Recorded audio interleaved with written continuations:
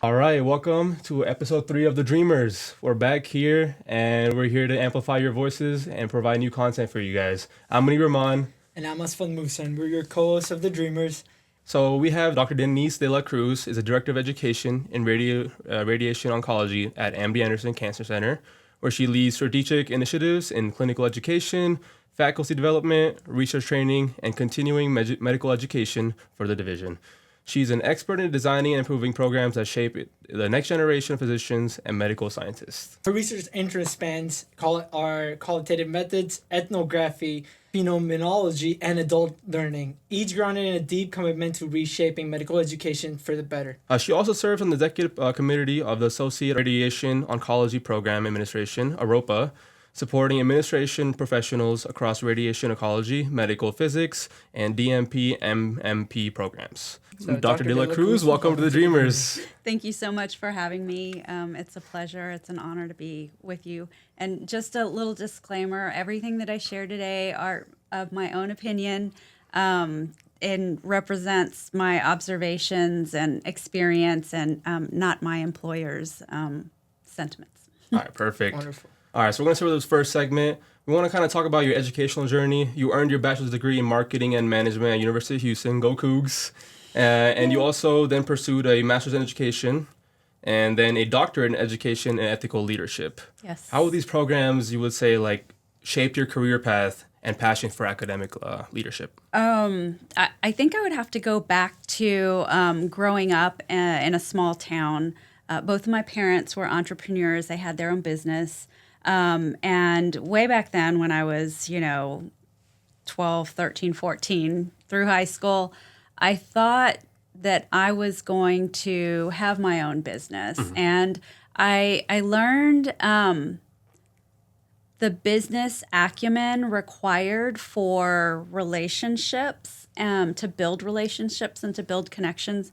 That was something that my dad was really good at. And of course, like, he inspired me. I decided, U of H, marketing and management, that will always serve me wherever I go. Fast forward a few years, going to the University of Houston and studying marketing and management, making friends, not really knowing what I was going to be when I grow up. There was kind of like this unknown. So I had pressure from my parents, like, you find a job or you move back to the small town. Uh-huh. So I found a job working for Houston Cellular, and then fast forward, I was just interested in so many things. I took pre-nursing classes. I did like exceptional with all of the biology and biochemistry. Found that really fun. I loved like those classes. I thought for sure I was going to go to nursing school. I was accepted at a very prestigious nursing school here in Houston. And I declined after I started working in radiation physics in 99. And in 99, I was exposed to my first kind of introduction to what research was, and cancer research specifically. Mm-hmm. That I also, the chair of the department that I was in at that time also nurtured and encouraged, do you want to do this? What, kind of just different avenues and different, she was trying to push me into public health. I decided to get my master's of allied health education and administration from University of Houston. And that kind of set the foundation for, I'm kind of in an allied health profession, here in physics. Physics is an ancillary part of radiation oncology. Mm-hmm. Dosimetry is something that I was kind of dabbling in in that first job. So that kind of set the passion for wanting to know more and to be able to do research. So from that time, fast forward, all the way to, now there have been areas in my professional career that have kind of nurtured that and have every step along the way has inspired that passion. Mm-hmm. where I thought before I decided to get my doctorate, like, I'm trying to set myself up to be my own PI. So that deciding my doctorate and then kind of going from there. And then at the same time, the area, the space, the type of work that I do in administration and the past experience that I had with research administration and as a research coordinator with grants administration, it kind of just all culminated into that, and that's why I decided to get my doctorate. And so this is a new journey, like new part of my journey. So it'll be interesting and fun as we go forward. We're always learning. So No, that's great to hear. I feel like that correlates with your career as well, very well. Also, on kind of based off that, you went from a physics technician to a senior research coordinator to the director of education. Can you talk about that? Because I feel like, those ladders, like, You just kept climbing. Yeah, you keep up climbing. and up. it's very non-linear. I will say that. I never went to bed or woke up one morning and said, I'm going to be an administrator one day. It just wasn't something. There has been every other profession, but not administrator. And ironically, it's so, I find there's so much joy and I get so much joy in what I do and the people that I work with, the people I serve. I started as a physics tech in radiation physics. Went from that to research coordinator, bounced kind of back to the School of Public Health and then back to MD Anderson. Research coordinator, research assistant, grant program coordinator, grant program manager, manager of protocol administration, program manager when I was exposed to graduate medical education and education administration. And then, from there, I'd say that time was about 2015 when I started in the Division of Radiation Oncology at MD Anderson. And so that kind of from there grew. There are opportunities all over in terms of what we're doing and teaching, training, and it just kind of evolved as we went along. And there are opportunities. I think that's one of the most important things, the opportunities that you can kind of leverage and try to pursue. One of our goals for this podcast is also because we want to show people that it's okay if you think you're going to go for something and it may not be the case.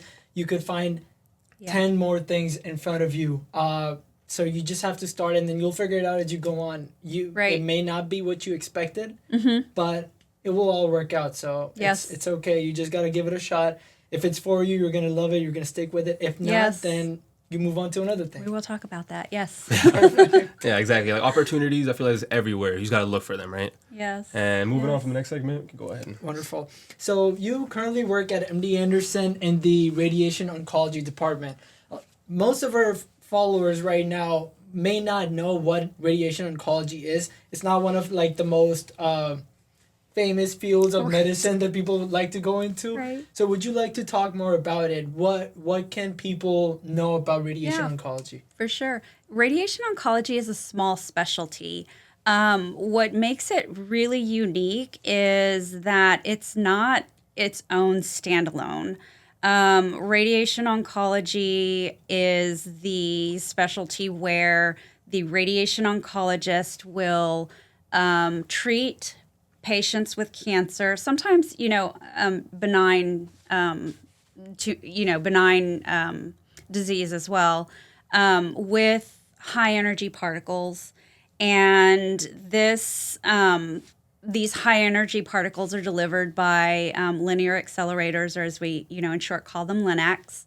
And I would say the specialty is really unique because there is a pretty big element of tech and technology and physics that kind of go along with this. So, radiation oncologists have to train, not only in medicine and to deliver quality, patient care, but there's an element of radiation biology, there's an element of radiation physics. And the other thing that makes it really unique is, again, I said this isn't like a standalone, but there are other ancillary providers like the dosimetrist that works closely with the radiation oncologist, the radiation therapists, and the nursing staff, of course, and physics. And so you have this great big multidisciplinary team within that specialty.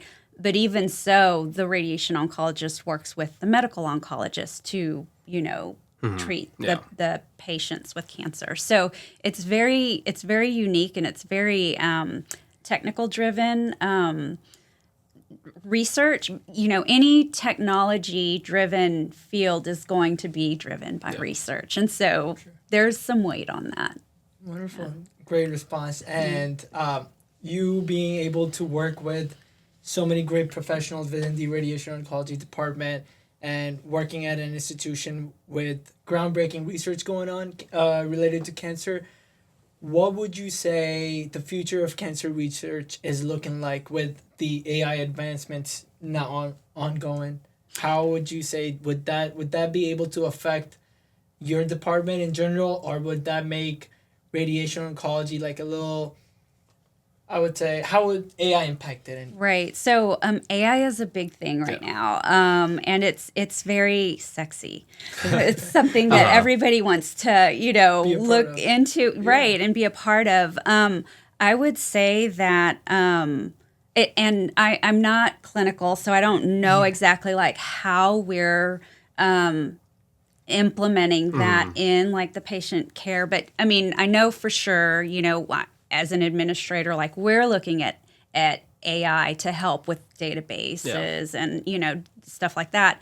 And I have to say too, there, in medicine, there's the technology that advances that. This is going to be great. It definitely will help us save time, like on the back end.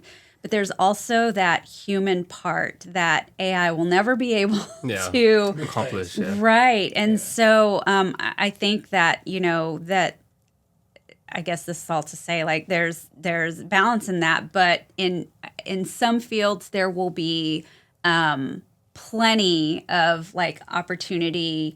In other fields, perhaps, not so much, depending on like the data and, the types of uses.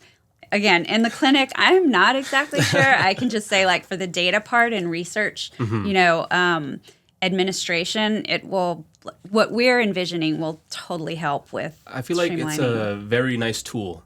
I feel like we shouldn't rely on it too much, but as a tool, we should use it as much as possible because it does help streamline a lot of operations. Yeah, that's absolutely correct. And do you think AI usage would make some of the fields like less useful or more dependable on AI in like diagnostic radiology? Or I don't think so. Only because it's needed. Like it's needed across all the spectrum of being able to care for patients. So you'll need aspects for XYZ, but you also need like the human part. Part of it, yeah. So it's just AI is not something that I've dabbled a whole lot in. I have a program manager who is like looking on that, for our team, and it's just like amazing some of the ideas that she has. Again, not too well versed on how my physicians are applying it. Only starting to learn like different facets, and who knows, like we will probably be training in certain areas or using it more in simulations and stuff like that. Who knows? Like it's I also feel like with medicine, everybody's like being very careful with AI usage right now because nobody want to risk their data being leaked and stuff like that. Because there are cases like there's a lot of other fields are already using AI a lot more than medicine in general because there's no HIPAA going around. Right. Yeah. That's a bit, that drives all of what we do. Exactly. Yeah. Plus patient care too. I feel like that's our main focus, and AI can deliver on that. Exactly. Yeah. Me talking more about students, kind of the educational part of your life. Many of our listeners are students, and a lot of pre-med especially, and we want to give them advice on what they can like prepare and to start their careers and their future lives. So Gosh, I'm not sure like where to begin with this, but I will say that relationships is a big like that's very important. Relationships, nurturing relationships, establishing relationships, especially as you're getting started. I think being able to lean into the network that you build, leveraging connections that you make through individuals that you meet on tours at the hospital or, whatever it is, that's really important for resource, having access to resources, learning and networking. It's really important. Okay, this is a little bigger question and a little bit more specific towards something we talked about like last time we talked in the meeting was how significant do you believe first impressions are in job interview settings? To what extent do those initial impressions such as appearance, handshake, opening comments influence your perception? And do those first impressions tend to last throughout the interview? First impressions are very important. That's not to say that everything is hanging on that first impression. It is a first impression. Yeah. So Big you deal. want it to be like the best. However, I think that, when I was in your shoes and interviewing for college and nursing school programs and, I'm not sure that we even knew like what holistic reviews are. And so I feel, there were those of privilege and those not of privilege. And I feel like I came into that in a time when there was still a lot of bias. It's for a different podcast, but I remember many remarks that just, you're taken aback. Like, did that person just say this? But I feel like and it depends, it really depends on the culture. And we'll talk about that a little bit later too. Yeah. You have to be mindful of where your thoughts are taking you. Yeah.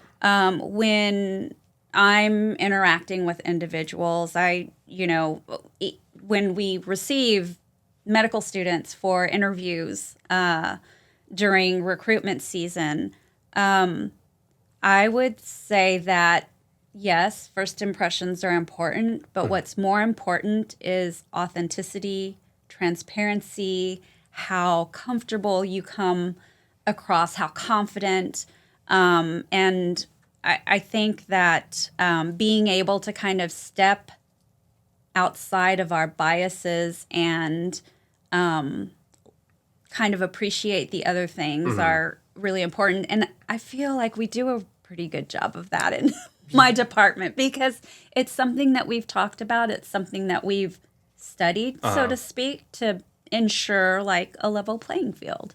Yeah. So, and I feel like with interviews, especially in this young generation, we're not taught how to do interviews in high school coming out, right? Right. When you're kind of just thrown in the world, we don't have this information. So I feel like it's really important to kind of show like the younger generations, like interviews are very important. Like there should be a dress code. There should be certain mannerisms you should have. Yes. And yeah. So. Yes. I feel like pandemic also changed that. After pandemic hit, a lot of these, most of the interviews are online. And I had an interview a few months ago where I attended, and the person really complimented me because I was wearing a suit on a online interview. Yeah.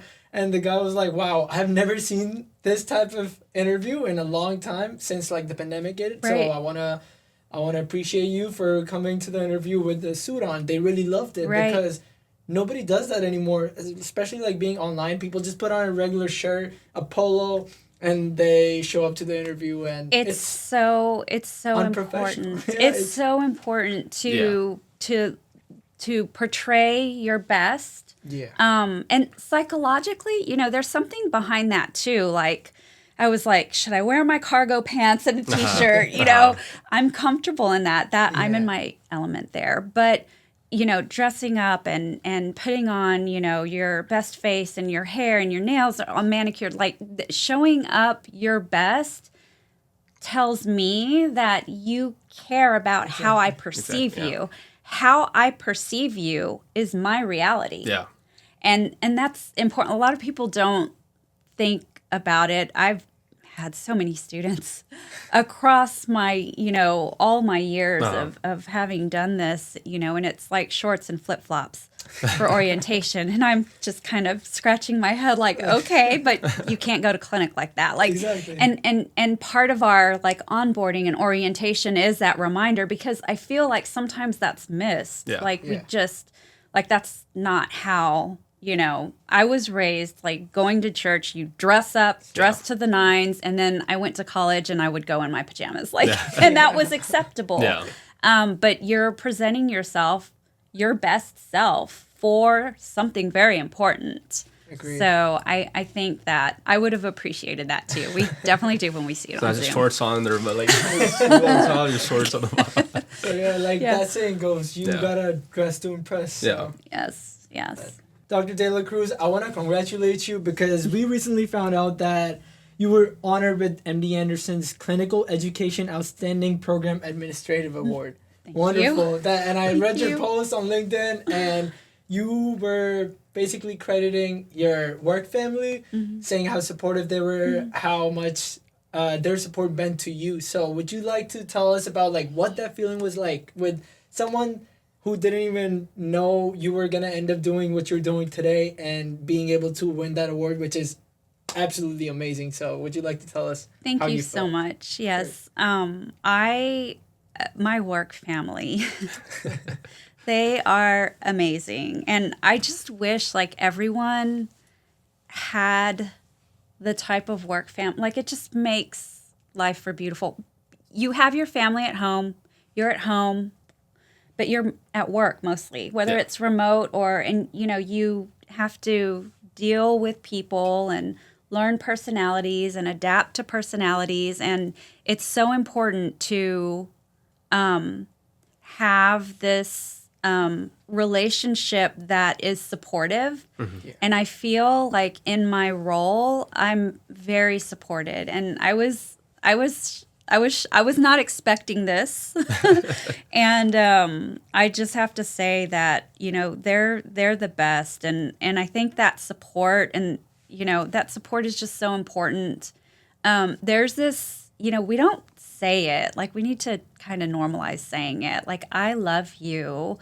Yeah. And we do, we we would do for each other, whatever, the golden rule is something we live by too. Like it's just, and it makes for very productive and efficient, and giving feedback is a big thing. And when you have that in your environment, it's easier to give feedback because the feedback is not coming from, a place of haste or a place of malice. Like, I love you.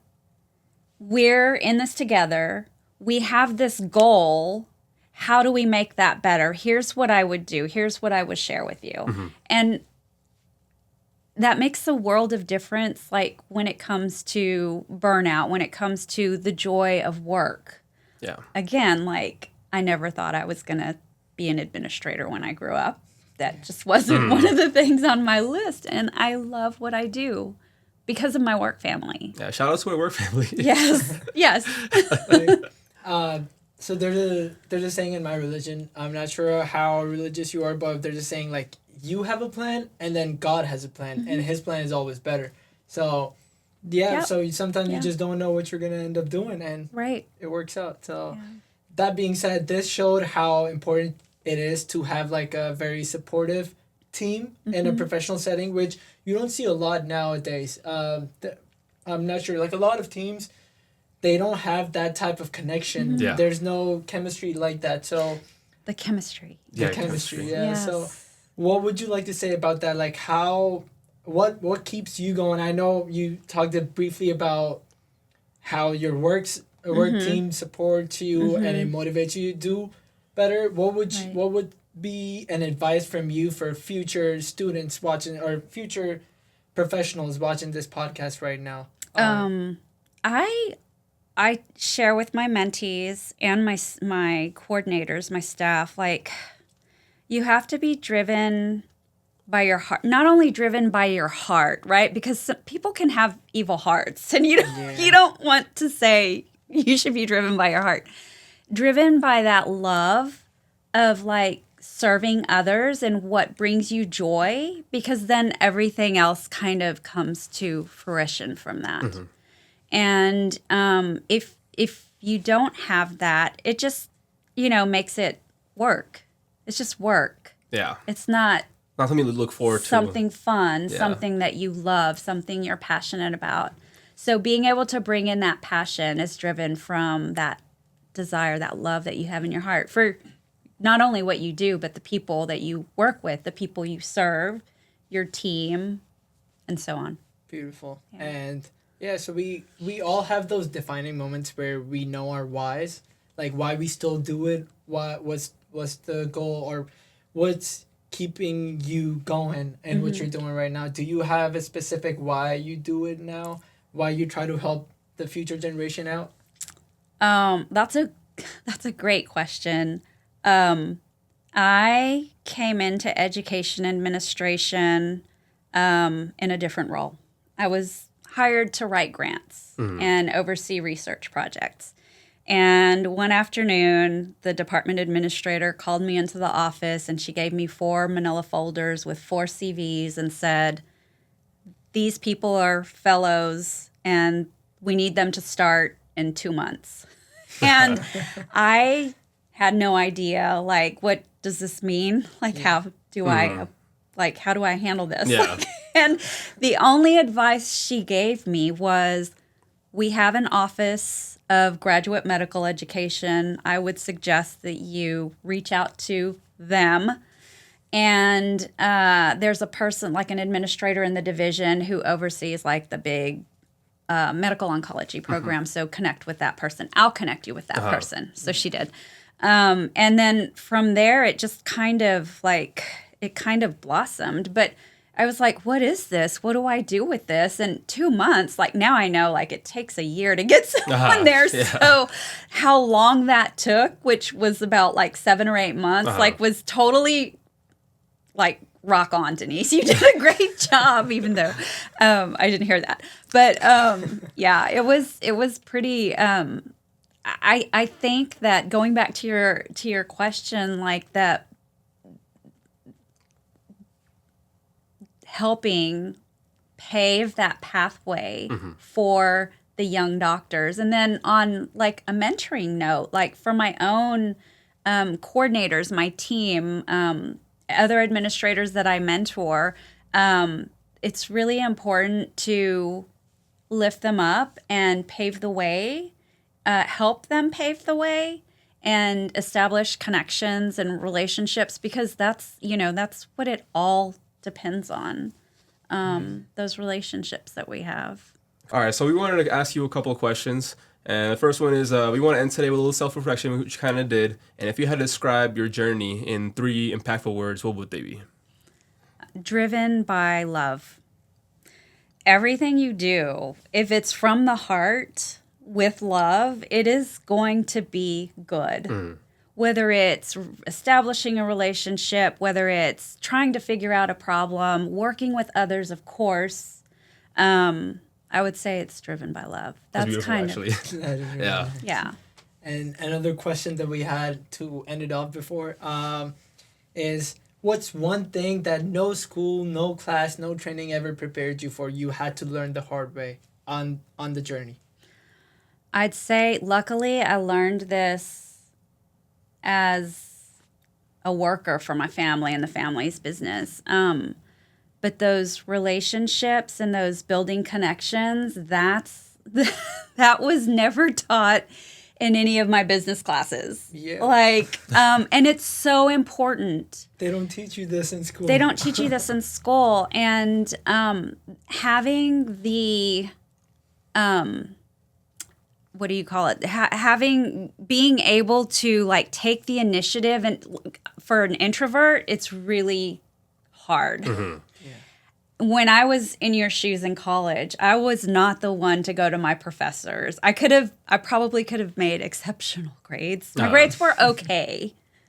But I just never did. And I realize, now that was a big part of like what was missing in terms of like developing myself professionally, having these relationships. It's different like in the small business. It's like in the community, and you are the best, community leader, and that, kind of increases your business.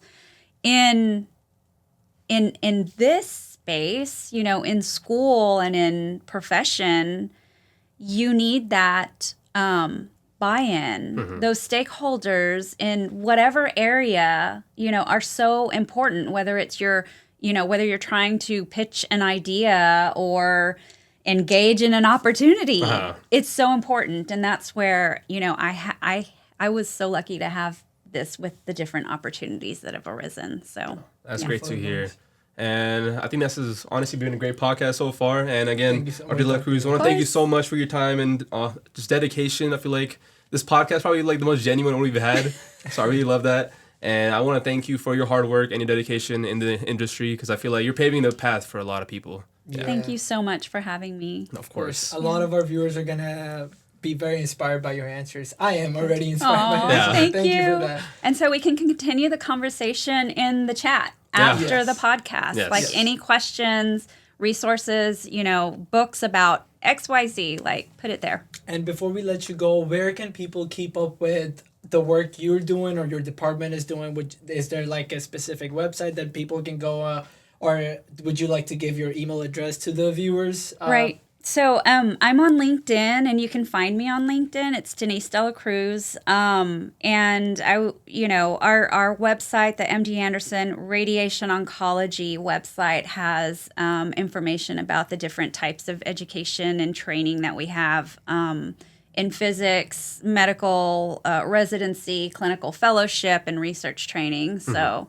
Thank you so much. And if Dr. De La Cruz's story inspired you, please give us a like, subscribe, share. We need your support. We'll be bringing in a lot more professionals just like her. And stay tuned. All right, bye.